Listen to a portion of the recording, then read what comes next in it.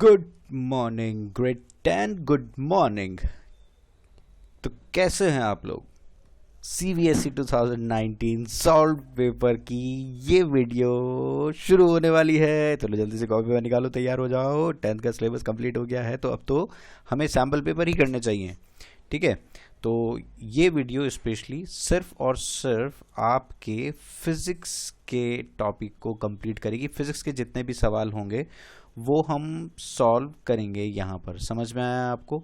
तो फिज़िक्स से रिलेटेड जितने भी सवाल हैं आपके 2019 के साइंस एग्ज़ाम में, वो मैं यहाँ पर मेंशन करता हूँ। फटाफट से देखिए आप कौन कौन से सवाल हैं जो आपके पूछे गए हैं। तो मैं क्वेश्चन नंबर लिख देता हूँ। ये क्वेश्चन पेपर जो मैं आपको दिखाने जाऊँगा, ये इसके अंदर बायो भी होगी, केमिस्ट्री भी होगी, लेकिन मैं आपको फिज़िक्स से रिलेटेड क्वेश्चन लिखना चाहूँगा कि फिज़िक्स से रिलेटेड कौन कौन से क्वेश्चन यहाँ पर हैं। समझ में आया आपको?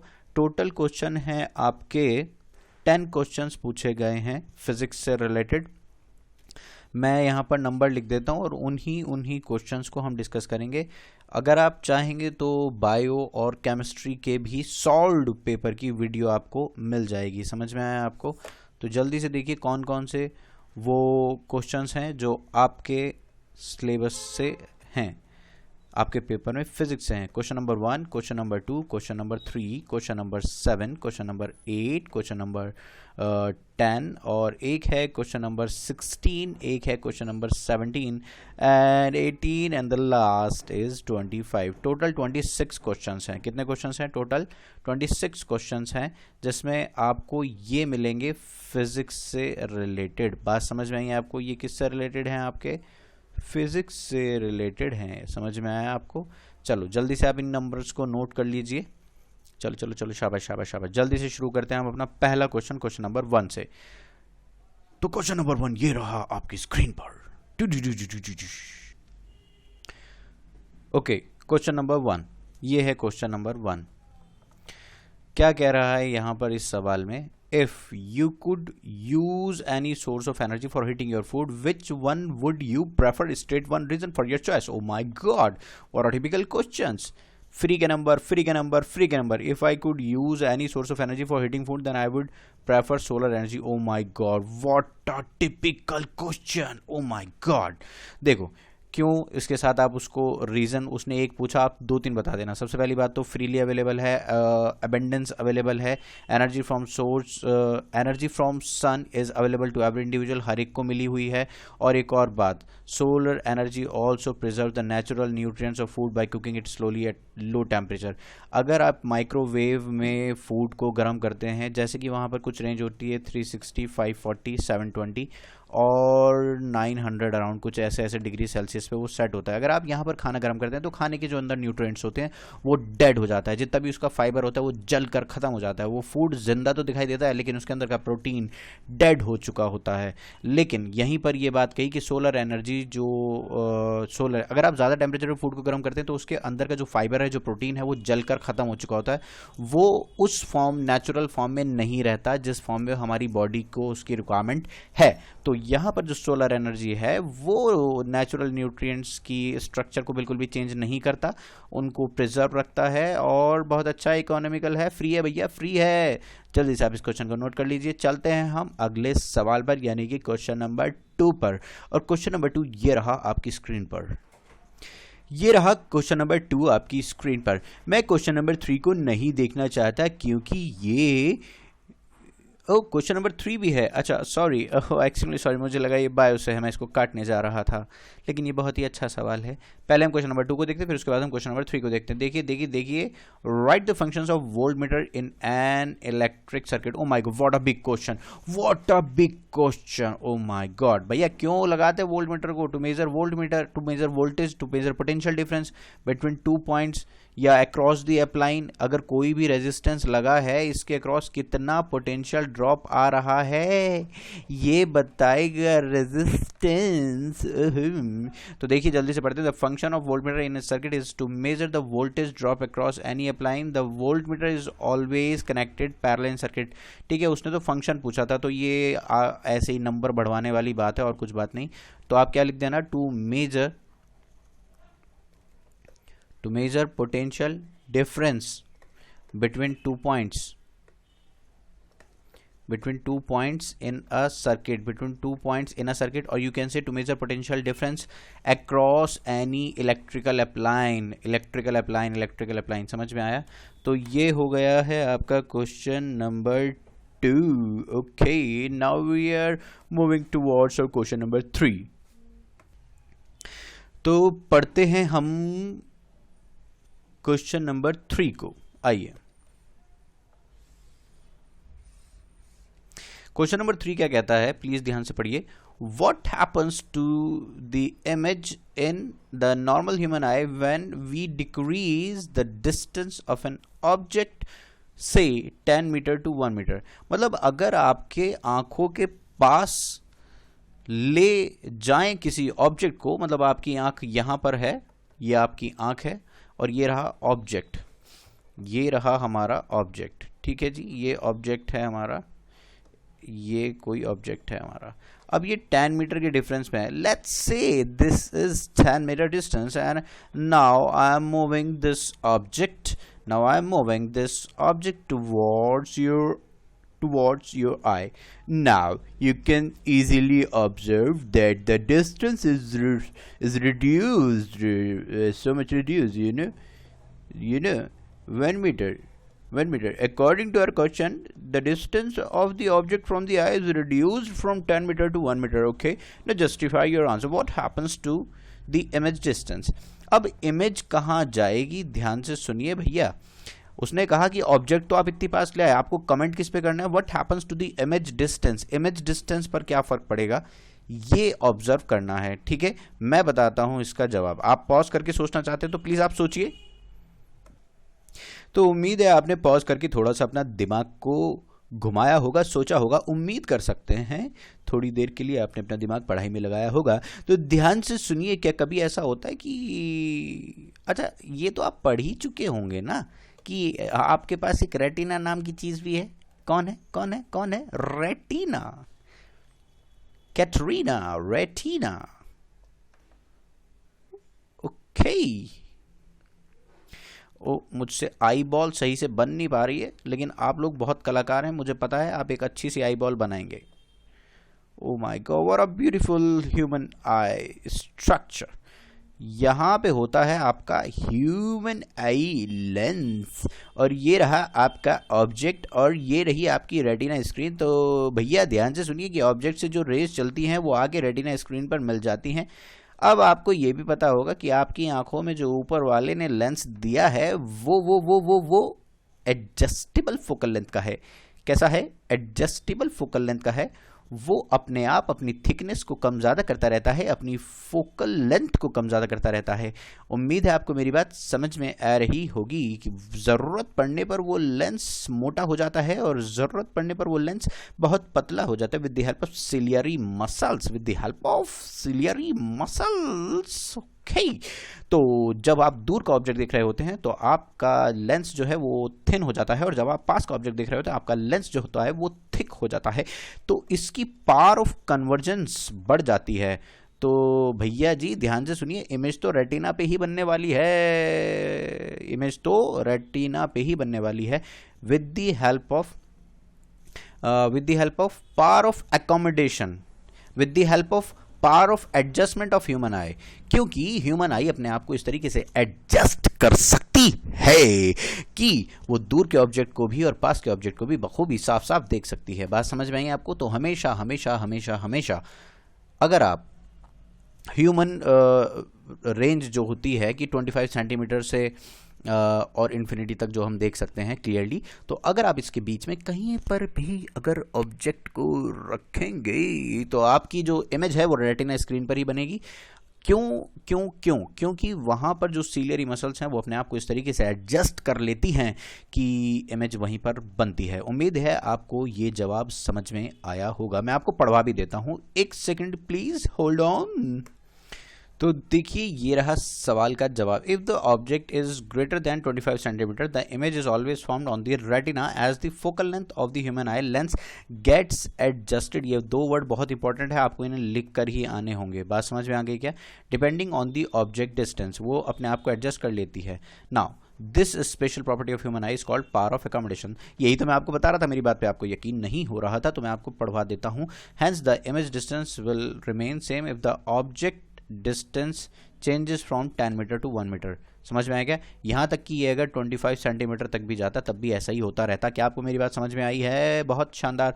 तो ये रहे पहले 3 सवाल, और मैं क्वेश्चन नंबर 4 को फिलहाल डिस्कस नहीं करूंगा क्योंकि question number 4 related to bio है। Now I am going to jump on to the question number 7। Hold on, just hold on.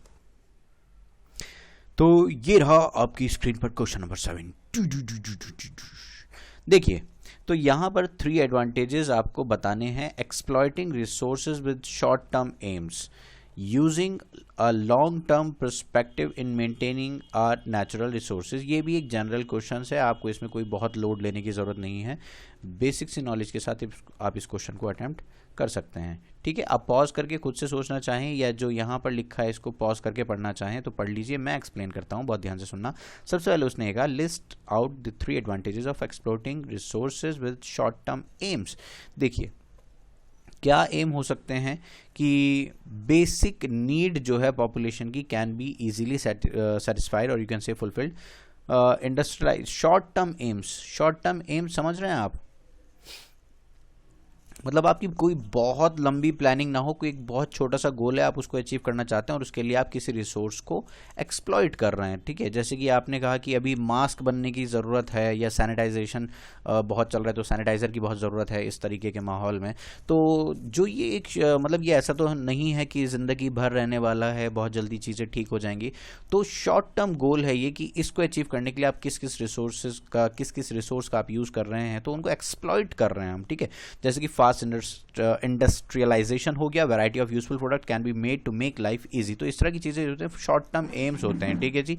Next आपको बता रहे हैं using a long term perspective in managing our natural resources. ये बहुत बड़ी चीज़ है। आप एनवायरमेंट और इकोलॉजी को अगर पढ़ेंगे तो हम ह्यूमन पॉपुलेशन जितनी भी है ये हम ह्यूमन रिसोर्सेज हैं, हम दूसरी रिसोर्स को एक्सप्लॉइट करके एज अ रिसोर्स जाने जाते हैं। ठीक है, हमें दूसरी चीज़ों की ज़रूरत पड़ती है तब हम कुछ कर पाते हैं। तो मैं आपको ये बताना चाह रहा हूँ कि हमें उन्हें मैनेज करना भी आना चाहिए। अगर हमारे पास गोल बहुत बड़े हैं, हम उनको बहुत ज़्यादा एक्सप्लॉइट कर रहे हैं, तो हमें उन्हें मैनेज करना भी आना चाहिए। तो यहाँ पर जो लिखा हुआ है पॉइंट मैं आपको एक्सप्लेन करता हूँ। सबसे पहला sustainable management of resources. Sustainable से मतलब ये होता है जो टिका रहे, स्थिर रहे। ठीक है, बहुत लंबे टाइम तक चले, समझ में आया? बहुत जल्दी ख़त्म ना हो जाए। सस्टेनेबल नाम से ही समझ में आता है। नेक्स्ट पॉइंट जो है आपका, the resources can be use efficiently by the present as well as future generation. ये आपके दिमाग में बहुत अच्छे से पता आपके दिमाग में बैठी होनी चाहिए बात कि आप ही नहीं हैं जो आज आप सब कुछ ख़त्म करके चले जाएंगे, कि आपकी ज़िंदगी ख़त्म होते होते ये रिसोर्सेज ख़त्म हो जाए, कोई फ़र्क नहीं पड़ता। हमारे आने वाली जनरेशन को भी ये सारी चीज़ें देखने के लिए मिलनी चाहिए। उन्हें भी ज़िंदगी यहाँ पर अपनी लाइफ को आगे बढ़ाना है। ठीक है, तो जनरेशन्स आएंगी तो हमें उनका भी ख्याल रखना है। The resources can be use efficiently by the present as well as future generations, और उनको भी इस बात की समझ देनी होगी हमें कि वो भी अपने आने वाली फ्यूचर जनरेशन्स का ध्यान रखें। ठीक है, तो ये कुछ पर्सपेक्टिव्स हैं हमारे कि हम मैनेज कर सकें। सबसे पहले सस्टेनेबल मैनेजमेंट ऑफ रिसोर्सेज, और दूसरा ये जो फ्यूचर जनरेशन्स वाला है, और तीसरा the population and the degradation of environment can be reduced. ये वाली बात हमें समझ में आनी चाहिए कि हम अगर किसी रिसोर्स का बहुत ज़्यादा यूज़ कर रहे हैं तो हम उसको रिड्यूस करके किसी और रिलायबल और कहना चाहिए कि इको फ्रेंडली रिसोर्स जो हो उसको इस्तेमाल करना चाहिए, ताकि पॉल्यूशन वगैरह कम से कम हो। ये जनरल बातें हैं, आप लोग समझ ही रहे होंगे।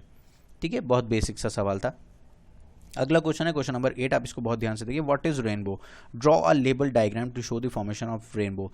ये एक स्टैंडर्ड क्वेश्चन है, ये अगले साल भी रिपीट हो सकता है। कोई इसके अंदर आपको बहुत बड़ी बात नहीं लगनी चाहिए अगर ये रिपीट हो जाए तो। ये स्टैंडर्ड क्वेश्चन है, ठीक है, आपको ये आना ही चाहिए। ये एक लॉन्ग क्वेश्चंस में आप इसको प्रिपेयर करेंगे, जिसमें आपको सबसे पहले डेफिनेशन बतानी होगी, एक डायग्राम बनाना होगा, और अगर ये क्वेश्चन यहाँ पर 3 मार्क्स में पूछ लिया जाता तो आपको उसकी वर्किंग एक्सप्लेन करनी होगी, समझ में आया, और फिर आपको उसकी एप्लीकेशंस वगैरह भी लिखनी होंगी, या जो इसके अंदर प्रिंसिपल यूज़ हो रहा है उसकी क्या एप्लीकेशंस हैं, ठीक है। डेफिनेशन, डायग्राम, वर्किंग और उसके बाद उसकी एप्लीकेशन, ये एक जनरल फॉर्मेट है किसी भी लॉन्ग क्वेश्चन को अटैम्प्ट करने का। क्या आपको मेरी बात समझ में आई?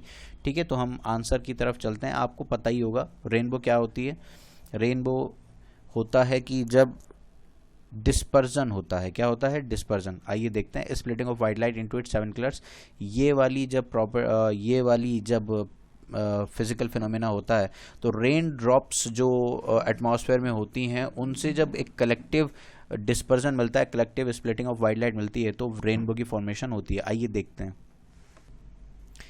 देखिए इस यहाँ पर एक जो लाइन लिखी हुई है, the rainbow is a natural phenomena, that's fine, in which a white sunlight split word important है, into beautiful colors by water droplets which remain suspended in air after the rain, formation of rainbow। ये रहा diagram. एक white light आती है और ऐसे split हो जाती है, रेड ऊपर है, वॉयलेट नीचे है। मैं आपको बता दूं कि कभी भी किसी भी मीडियम से, जैसे कि ये प्रिज्म है, अगर यहाँ से वाइट लाइट एंटर कराई गई है तो यहाँ पे ही स्प्लिटिंग स्टार्ट हो जाती है, और जब ये बाहर निकलती हैं ऐसे स्प्लिट होकर निकलती हैं। तो आप ये समझ जाओ कि रेड के अंदर जो डेविएशन है वो कम है। कई बच्चे कंफ्यूज हो जाते हैं एग्जाम में कि रेड ऊपर थी या नीचे थी, तो आपको बता दूं कंफ्यूज होने की ज़रूरत नहीं है। रेड में जो डेविएशन होता है वो कम होता है, रेड में जो डेविएशन होता है वो लेस होता है। रेड के अंदर जो डेविएशन है वो कैसा है? लेस है। वॉयलेट में वॉयलेट कलर डेविएट्स मोर। बात समझ में आ गई क्या? तो जिसकी जितनी ज़्यादा वेवलेंथ होता है उतना कम डेविएट होता है, बस आप ये समझिए। समझ में आया क्या आपको? ठीक है, तो यहाँ पर आपको ये डायग्राम में थोड़ी सी कमी है, इसको हम प्राइमरी रेनबो कहते हैं। ये करेक्शन कर रहा हूँ मैं यहाँ पर, और आप लोग भी करेक्शन करेंगे। इसको हम प्राइमरी रेनबो कहते हैं। इसको हम क्या कहते हैं? Primary rainbow. इसमें रेड कलर ऐसे आएगा और ऐसे जाएगा, और वॉयलेट कलर ऐसे आएगा ऐसे जाएगा, ठीक है। तो रेड ऊपर होता है और वॉयलेट नीचे होता है, ठीक है। ये वाला जो रेनबो है ये है प्राइमरी रेनबो, जिसके अंदर एक बार TIR हुआ। अच्छा, प्रिंसिपल कौन सा यूज़ हो रहा है? TIR। TIR का प्रिंसिपल क्या कहता है कि अगर रेयरर से डेंसर में जाते वक्त एक पर्टिकुलर एंगल से ज़्यादा एंगल पे अगर लाइट इंसिडेंट हो जाएगी तो वो TIR करेगी। सॉरी, मैं थोड़ा सा मिस कर गया, प्लीज़ ध्यान से सुनिए। जब डेंसर से रेयरर में जाते हुए, हाँ ये मैं मिस कर रहा था बात, ध्यान से सुनिए। जब डेंसर से रेयरर में जाएगी लाइट तो एक पर्टिकुलर एंगल से ज़्यादा एंगल ऑफ इंसिडेंस अगर बनाएगी तो हमेशा रिफ्लेक्ट हो जाएगी, 100% रिफ्लेक्ट हो जाएगी, बाहर कोई भी लाइट नहीं पहुंच पाएगी, और उस पर्टिकुलर एंगल को हम क्रिटिकल एंगल कहते हैं, और इस फिनोमेना का नाम है TIR। तो रेनबो जिस प्रिंसिपल पर बेस्ड है वो क्या है? TIR है। वो क्या है जी? TIR है। उम्मीद है आपको मेरी बात समझ में आई होगी, ठीक है। तो ये प्राइमरी रेनबो है। क्या है ये? Primary rainbow. तो सर सेकेंडरी रेनबो भी होता होगा अगर प्राइमरी रेनबो होता है? बिल्कुल होता है। तो प्राइमरी रेनबो ये है। सेकेंडरी रेनबो में क्या होता है मैं एक्सप्लेन करता हूँ, आप प्लीज़ इसको नोट कर लीजिए जो भी मैंने बताया, उसके बाद मैं आपको बताता हूँ दूसरा।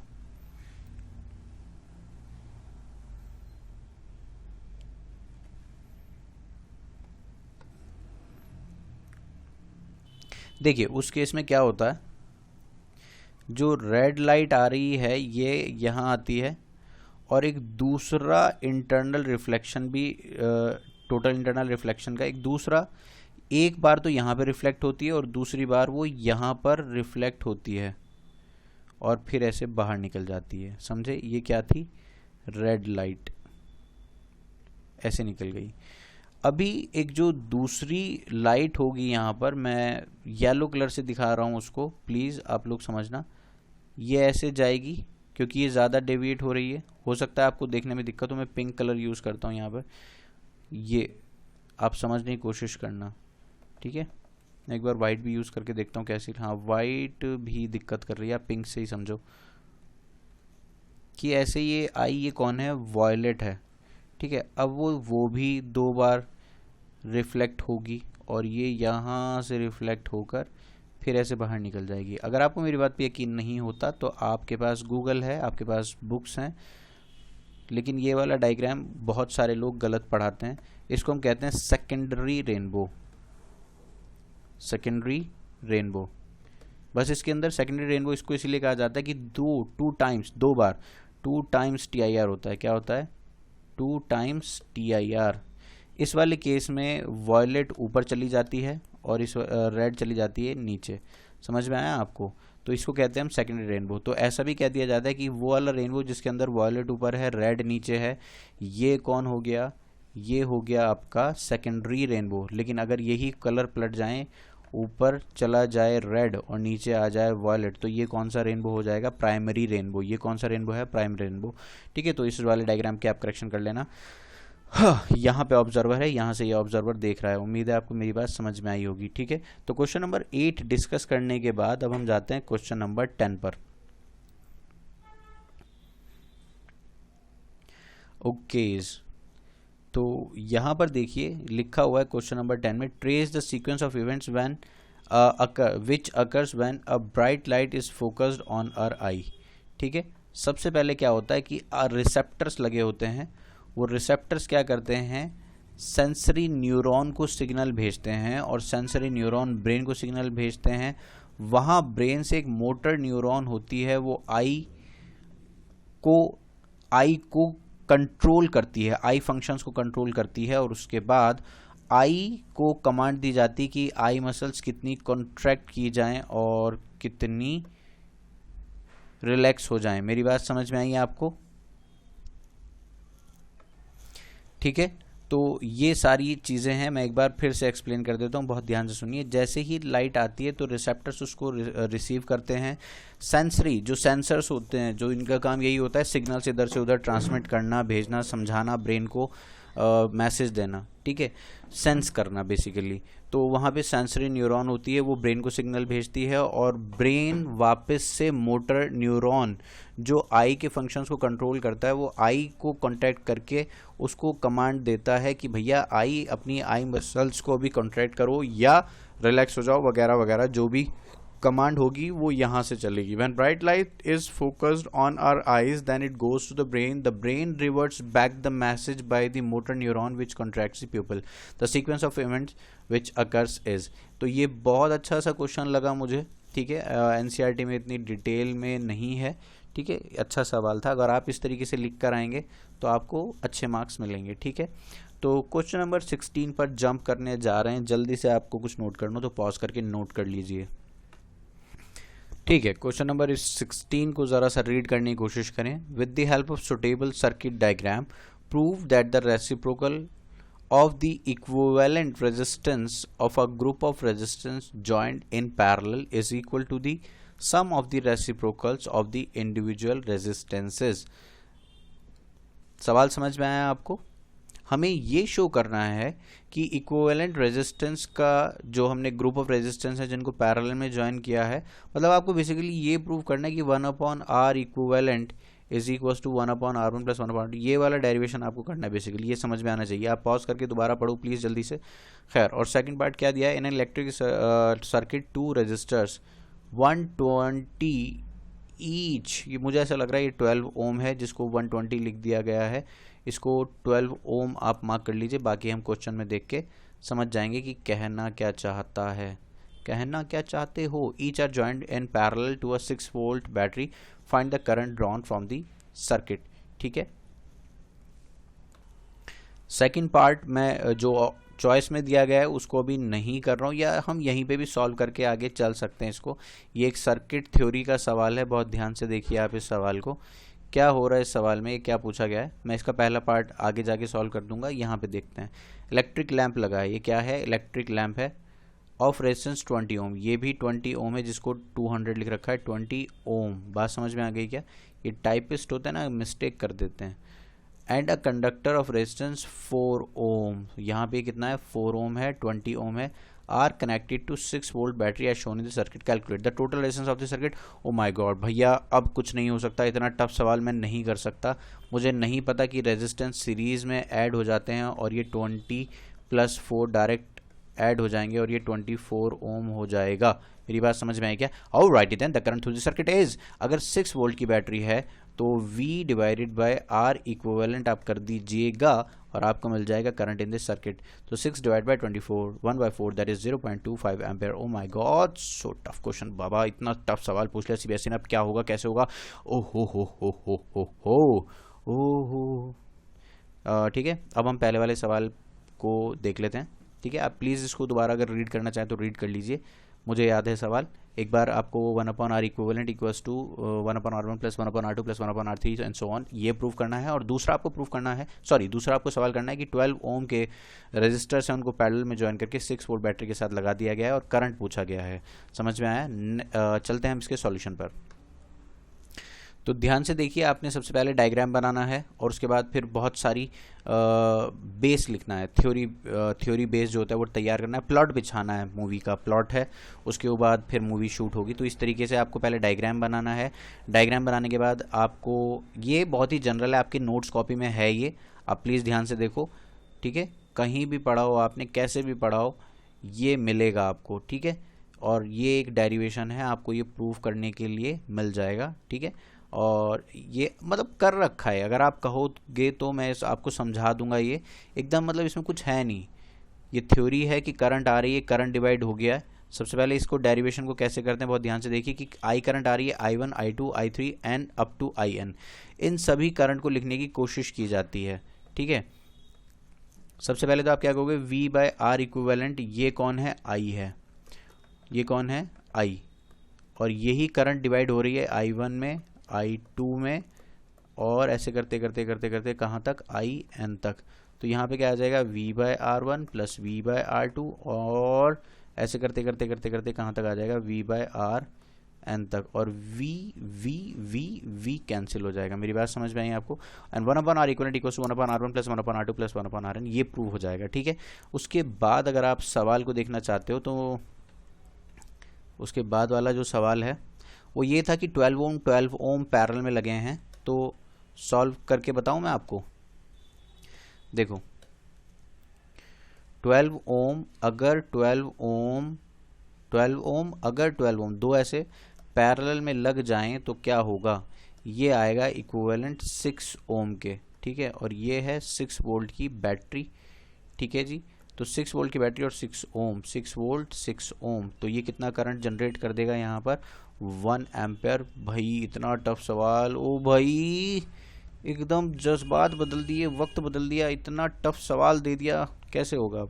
खैर, सॉल्यूशन देखना चाहते हैं तो सॉल्यूशन भी दिखा देता हूँ। तो कभी भी इतना लोड नहीं लेना, आप करके दिखाना चाहो दिखा सकते हो, लेकिन आपको पता है कि अगर इक्वल आर के दो रेजिस्टेंस अगर पैरेलल में लगे हों तो हमें ये पता है, अगर आर के दो रेजिस्टेंस पैरेलल में लगे हों तो रिजल्टेंट R/2 ही होता है, और अगर 3 लग जाएं तो यहाँ पर 3 हो जाएगा, अगर 3 रेजिस्टेंसेस लग जाएं। If 3 equal resistance are connected in parallel then the equivalent will be 1/3 of either resistance. समझ में आया? ये अगला सवाल आपको सॉल्व करके दिखा रखा है, जो मैं वहीं पे सॉल्व करके आ गया था। अच्छा, इसमें 1-2 पार्ट और हैं। उसने कहा पोटेंशियल डिफरेंस अक्रॉस दी लूप, ये लूप लिखा है गधे ने, यहाँ पर लैंप होना चाहिए। ये गधा मैं नहीं हूँ, ये जिसने ये PDF बनाई है वो है। तो ये लैंप, ये potential difference across the lamp, potential difference across the lamp. तो potential difference across the lamp कैसे निकलेगा कि जो लैंप है आपको उसका रेजिस्टेंस दे रखा है और यहाँ से करंट जाने वाली भी पता है आपको, करंट कितनी जा रही है 0.25 एम्पेयर, हमने वहाँ पे चेक किया था, और इसका रेजिस्टेंस कितना है 20 ओम। आप IR करो ना, क्या करोगे आप, I इंटू R, और I इंटू R करते ही आपको क्या मिल जाएगा, वोल्टेज अक्रॉस लैंप 0.25 इंटू 20 ओम, और ये आ जाता है 5 वोल्ट। ठीक है, तो ये क्या मिल गया आपको, potential difference across the lamp. और अक्रॉस दी कंडक्टर अगर वो निकालने के लिए कह देता है, कंडक्टर का रेजिस्टेंस कितना दे रखा है उसने 4 ओम, तो कंडक्टर के अक्रॉस अगर पूछ लेगा तो यहाँ पे जो I आ रहा है और ये 4 ओम, इसको मल्टीप्लाई कर दीजिए तो 0.25 इंटू 4, ये क्या दे देगा आपको 1 वोल्ट। समझ में आया आपको? तो 5 वोल्ट इसके अक्रॉस है, 1 वोल्ट इसके अक्रॉस है, क्या टोटल हो गया 6 वोल्ट। तो यही तो डिवाइड हो रहा है 1 वोल्ट में और 5 वोल्ट में। उम्मीद है आपको ये वाला सवाल भी समझ में आ गया होगा। तो हम जंप करते हैं क्वेश्चन नंबर 17 पर। तो क्वेश्चन नंबर 17 एकदम थ्योरेटिकल बेस्ड है, इसमें मेरे समझाने के लिए कुछ भी नहीं है, ये आपको क्लास में समझाया गया है। क्वेश्चन में रीड करता हूँ। Draw magnetic field lines produced by a current carrying wire, straight current carrying wire, ठीक है, passing through a cardboard. Name, state and apply the rule to mark the direction of these field lines. तो diagram ये रहा आपके सामने, ठीक है, diagram ये रहा आपके सामने, बहुत ध्यान से देखिए आप डायग्राम को, ठीक है। कंपास निडल रख के हम इसकी डायरेक्शंस देखते हैं, किस पॉइंट पर कहाँ डायरेक्शन है, और हमें ऐसा मिलता है कि सर्कुलर पैटर्न्स में। ये सारी बातें आप जानते हैं, ठीक है। अगर ये करंट ऐसे ऊपर की तरफ जा रही होती, यहाँ पे डायरेक्शन नीचे की तरफ दिखा रखी है डाउनवर्ड्स, अगर ये ऊपर जा रही होती तो मैग्नेटिक फील्ड लाइंस यहाँ पर इस डायरेक्शन में होती। समझ में आया? हमने डिस्कशन किया है इसका, ठीक है, आपको समझ में आनी चाहिए ये बातें, ठीक है। तो ये डायग्राम हो गया ये, ठीक है। अब उसके बाद आप देखना चाहते हैं क्या थ्योरी लिखी है, कैसे राइट हैंड थंब रूल के बारे में लिखा गया है, आप यहाँ से इसको पॉज करके इसको रीड कर सकते हैं, ठीक है। तो ये आपका क्वेश्चन नंबर 17 है, ठीक है। पॉज करके आप रीड करिए, मैं क्वेश्चन नंबर 18 पे जंप करने वाला हूँ। हाँ, ये 17 का बी पार्ट भी था। How will the strength of magnetic field change when the point where magnetic field is to be determined is moved away from the straight wire carrying constant current. तो ये हमें पता लगता है कि जैसे जैसे हम करंट कैरिंग वायर से दूर होने लगते हैं तो जो मैग्नेटिक फील्ड लाइंस हैं उनके बीच में गैपिंग इंक्रीज होने लगती है। मतलब ये पास, जब हम करंट कैरिंग वायर के पास हैं तो ये पास पास मिलेंगी हमें वायर्स, समझ में आया। लेकिन जैसे जैसे हम दूर होते चले जाते हैं तो इनके बीच में गैपिंग बढ़ती चली जाती है। तो ये क्या बता रहा है कि मैग्नेटिक फील्ड स्ट्रेंथ डिक्रीज होती चली जाती है। As we move away from the straight current carrying wire magnetic field strength decreases, magnetic field strength decreases, ठीक है जी। यही यहाँ पर इस वाले बी पार्ट में लिखा हुआ है, आप इसको भी पॉज करके रीड करिए, ठीक है। मैं क्वेश्चन नंबर 18 पर जा रहा हूँ। क्वेश्चन नंबर 18 को अगर आप देखें तो एक फॉर्मूला है, पॉज करके आप खुद से सॉल्व करने की कोशिश करिए, बिना सॉल्यूशन देखे आप क्वेश्चन को रीड करिए। देखिए ऑब्जेक्ट कहाँ रखा हुआ है, 60 सेंटीमीटर, कौन सा केस है, कॉन्केव लेंस का केस है, और उसकी फोकल लेंथ दे रखी है 30 सेंटीमीटर, ठीक है। Use lens formula to find the distance of image. सबसे पहले इमेज डिस्टेंस पूछा है, फिर उसने जो इमेज बनी है उसका नेचर, पोजीशन, साइज और इरेक्ट इन्वर्टेड ये सब पूछा है, और draw diagram to justify your answer. तो सबसे पहले तो मैं आपको कहूँगा कि आप ये केस पहचानें कि ये केस है कौन सा, ठीक है।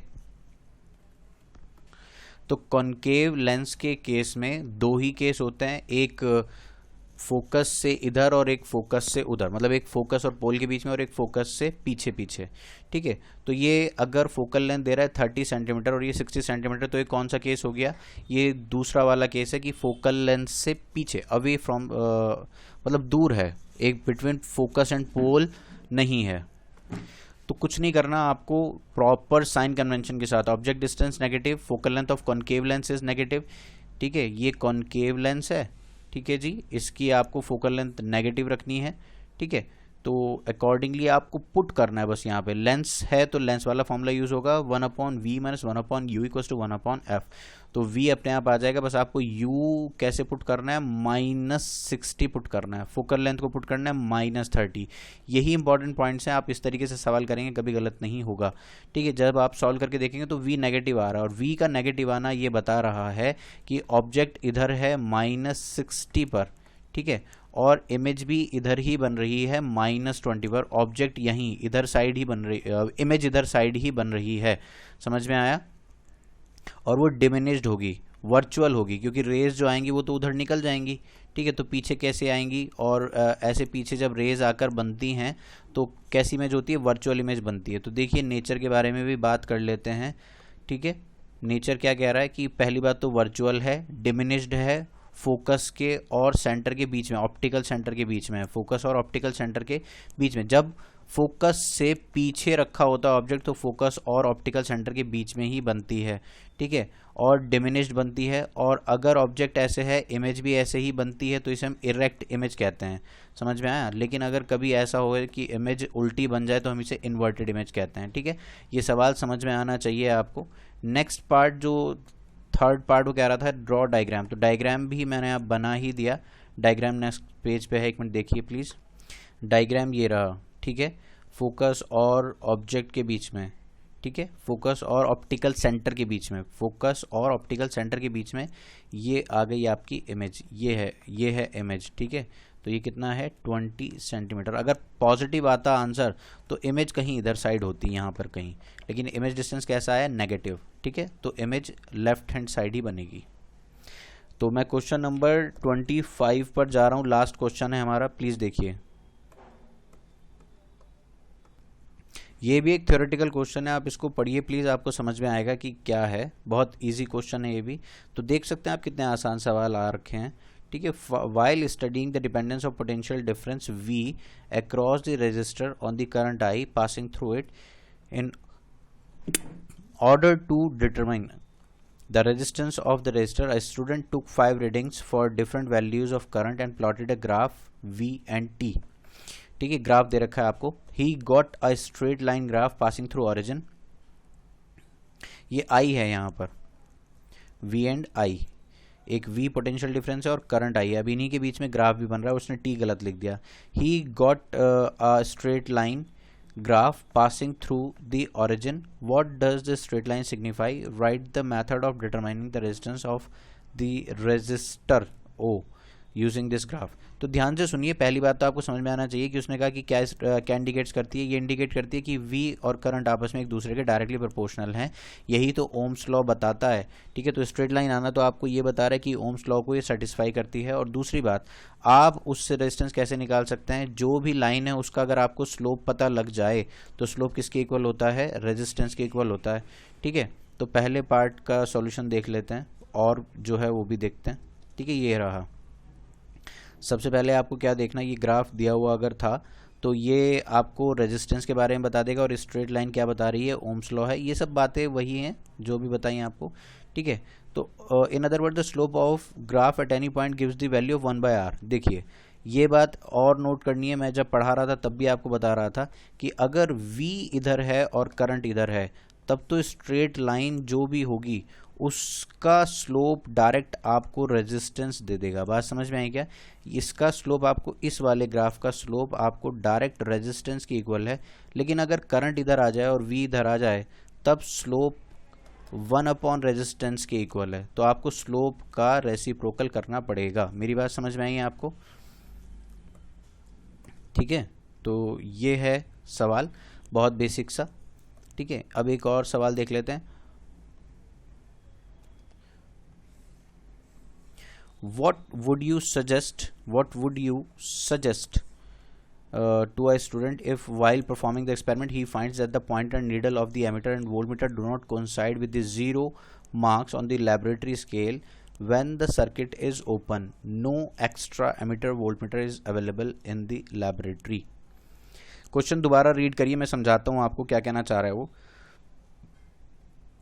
अगर एक्सपेरिमेंट परफॉर्म करते वक्त पता लगता है कि जो पॉइंटर है या निडल है मीटर की वो 0 के साथ कोइंसाइड नहीं कर रही, 0 मार्क्स के साथ कोइंसाइड नहीं कर रही है when the circuit is open, जब करंट नहीं फ्लो कर रहा है तब भी। तो इसका मतलब जैसे आप कभी वेइंग मशीन की बात करिए तो वेइंग मशीन हमेशा 0 पे होनी चाहिए जब कोई उस मशीन पर वे करने के लिए नहीं है। लेकिन अगर निडल 0 पर कोइंसाइड ना कर रही हो इसका मतलब वहाँ पे एरर है, आपको थोड़ी सी एडजस्टिंग की ज़रूरत है। तो वही कुछ यहाँ पे, अब आप क्वेश्चन दोबारा पढ़िए, आपको समझ में आएगा मैं क्या कहना चाह रहा हूँ,